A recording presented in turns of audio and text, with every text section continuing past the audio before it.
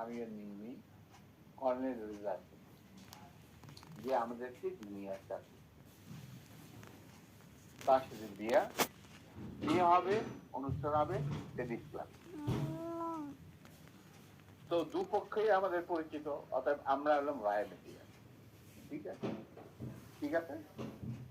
তখন আমরা কি করলাম, সমস্ত অ্যারেঞ্জমেন্ট আমাদের উপরে দায়িত্ব আসলো। তো কাকে রাখি আর কাকে বাদ দিই, এত মানুষের সাথে পরিচিতি। তো আমরা যাই হোক বেশ ভালোই, প্রায় 2-3 হাজার লোকের মতো লোক ইনভাইট করা হলো। 200 রাতে চলছে বিয়ের আসর। তখন আমার একমাত্র শালা, যার নাম বাপি, ও নাজিল ইউনিভার্সিটিতে পড়তো, ওখান থেকে ছুটিতে আসছে দেশে।